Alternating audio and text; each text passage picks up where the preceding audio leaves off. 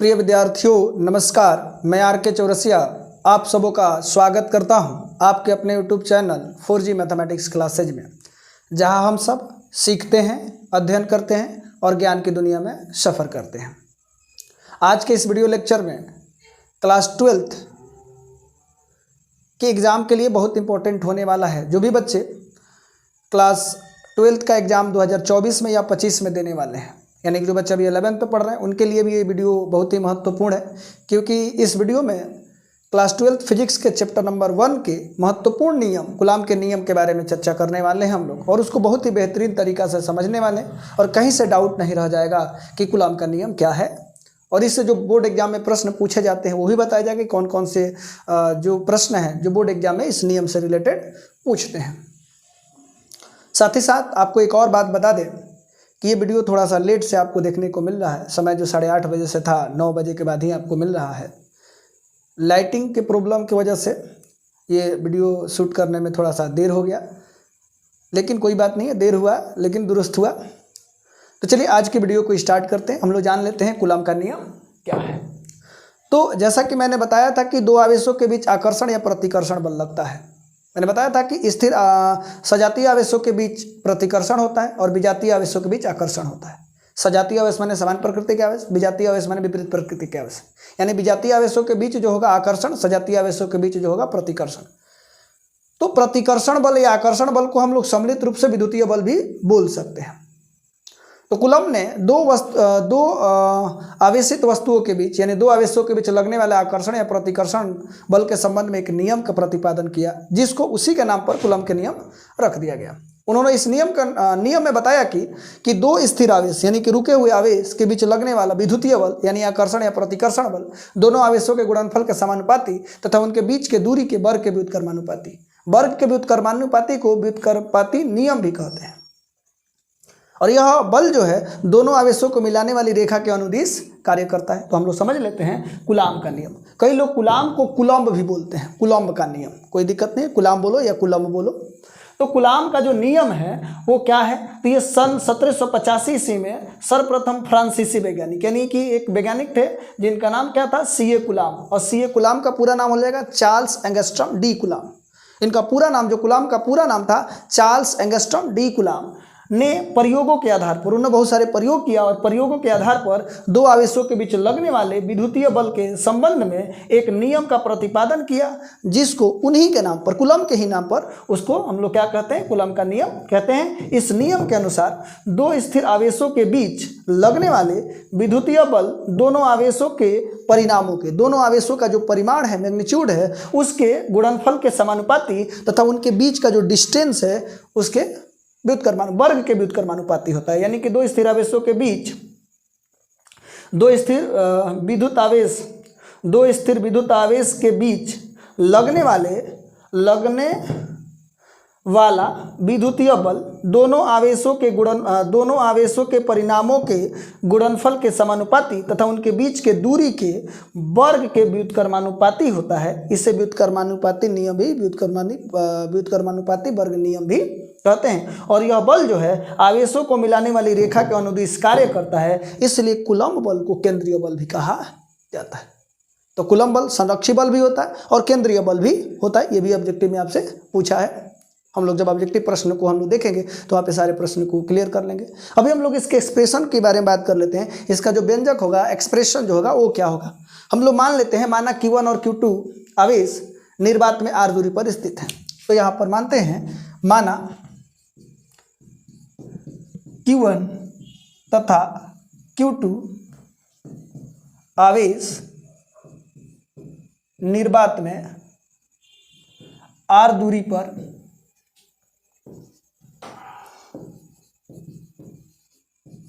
स्थित है। कहाँ है, स्थित है। यानी कि जो दो आवेश Q1 और Q2 है वो निर्वात में है। मान लेते हैं Q1 आवेश है और ये Q2 आवेश है। ये बिंदु A मान लेते हैं और ये बिंदु B मान लेते हैं, और इसके बीच का जो डिस्टेंस है उसको हमने क्या मान लिया, R मान लिया। तो कूलाम के नियम से, कूलाम के नियम क्या कहता है, कूलाम बोलो चाहे कूलम बोलो, कूलाम के नियम से जो इनके बीच लगने वाला विद्युतीय बल है दोनों आवेशों के गुणनफल के समानुपाती, यानी Q1 Q2 के समानुपाती, समीकरण 1, और इनके बीच के दूरी के वर्ग के व्युत्क्रमानुपाती 1/r² हो जाएगा। इसको मान लेते हैं समीकरण 2। अब समीकरण 1 तथा 2 से बात करें, समीकरण 1 तथा 2 से, तो समीकरण 1 तथा 2 से क्या हो जाएगा, F समानुपाती Q1 Q2/r²। जब भी हम लोग समानुपाती या नियतांक हटाते हैं तो कोई कांस्टेंट लाते हैं। यहाँ पर कुलाम ने एक कांस्टेंट लिया K, और ये हो जाएगा Q1 Q2/r²। जहाँ K क्या है, जहाँ, अच्छा यहाँ बोल सकते हैं, चाहे जहाँ बोल सकते हैं, यहाँ K एक समानुपातीय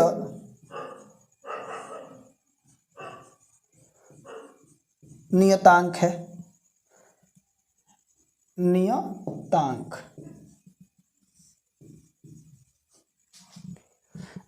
है, यानी कि कांस्टेंट होता है, ये पॉजिटिव होता है। हम लोग यहाँ पर ये भी जानेंगे कि K का जो मान है वो किन किन बातों पर निर्भर करता है। तो K का मान जो है वो माध्यम की प्रकृति पर और साथ ही साथ मात्रक की पद्धति पर भी निर्भर करता है। तो ये सही पद्धति में जानेंगे कि इसका मान क्या होता है। तो हम लोग देखते हैं कि जो K है वो किन किन बातों पर निर्भर करता है। इधर आप लोगों ने देख लिया, इसमें कोई डाउट है तो आप लोग कमेंट करिए। आप लोगों से एक और चीज़ गुजारिश करना चाहूँगा कि आप ये वीडियो कहाँ से देख रहे हैं, आप अपने गाँव का नाम और साथ ही साथ आप किस जिले से देख रहे हैं उसको भी कमेंट कीजिए, ताकि मुझे भी पता चले हमारा वीडियो कहाँ तक ये जा रहा है और मेरे को मोटिवेशन मिले। और मैं अगर आपको ये स्पष्ट रूप से आपको समझा पा रहा हूँ तो आप एक कमेंट कीजिए, एक लाइक कीजिए, और साथ ही साथ कमेंट में आप थंब का एक्सप्रेशन भेजिए ताकि मुझे एक मोटिवेशन मिले और मैं इसी तरीके का वीडियो बनाऊँ।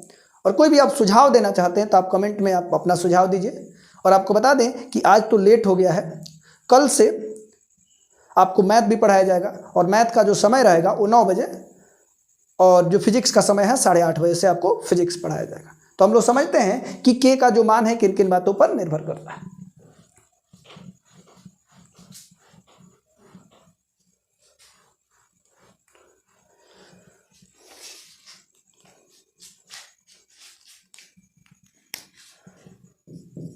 K का मान माध्यम की प्रकृति एवं मात्रक की पद्धति पर निर्भर करता है।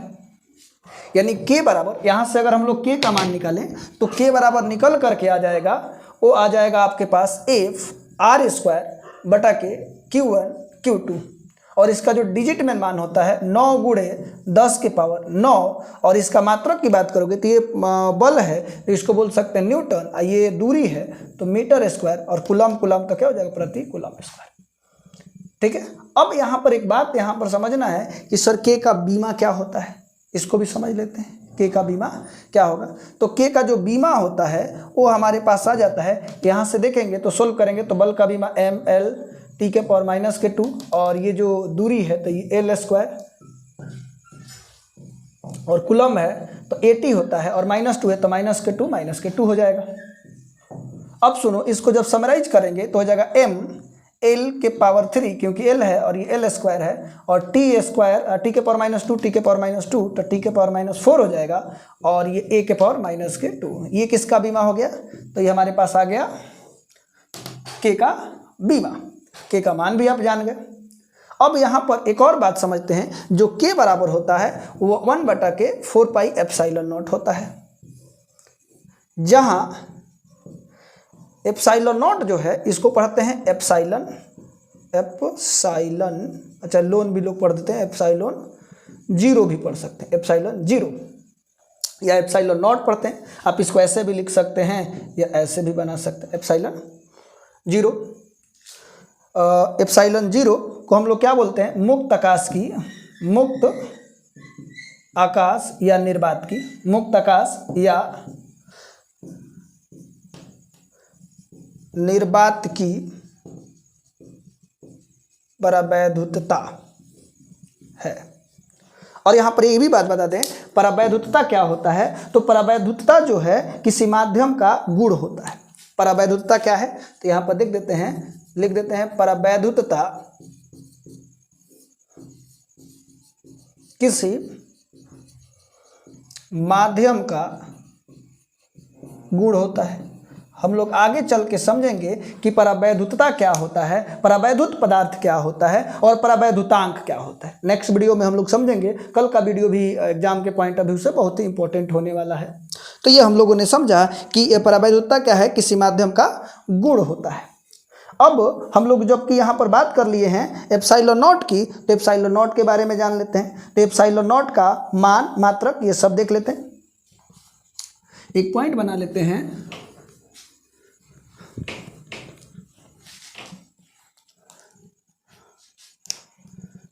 एप्सिलॉन नॉट का मान तथा मात्रक।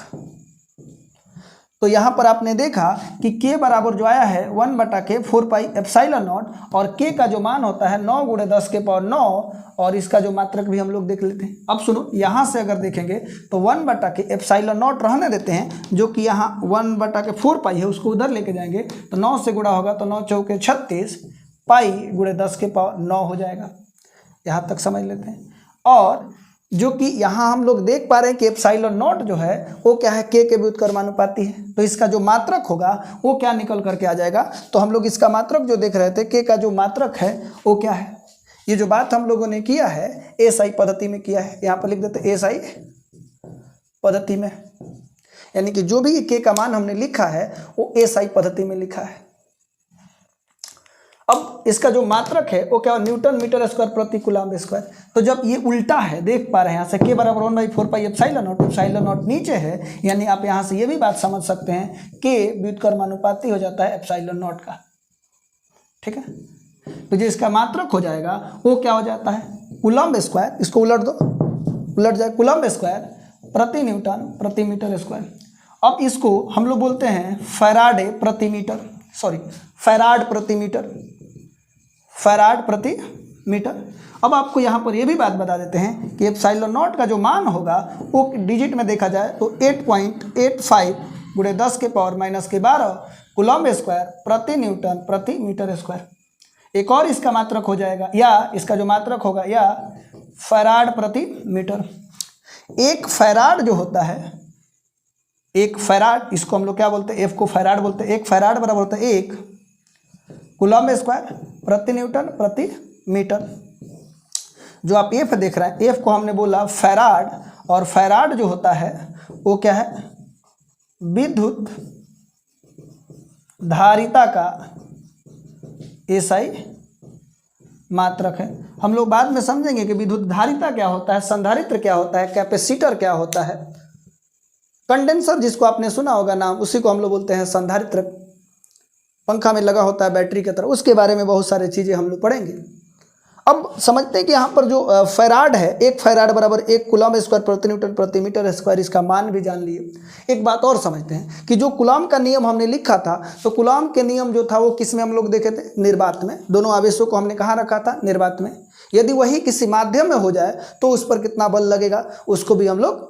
यदि दोनों आवेशों के बीच निर्वात या वायु न हो करके कोई माध्यम हो, और उस माध्यम का परावैधुतांक जो है एप्सिलॉन हो, तो उस माध्यम की अपेक्षिक परावैधुतता, हम आगे चल करके समझेंगे कि अपेक्षिक परावैधुतता होता क्या है, लेकिन अभी समझना है कि अगर उस माध्यम की परावैधुतता एप्सिलॉन है और उस माध्यम की अपेक्षिक परावैधुतता एप्सिलॉन आर जो होता है, एप्सिलॉन बटा एप्सिलॉन नॉट होता है।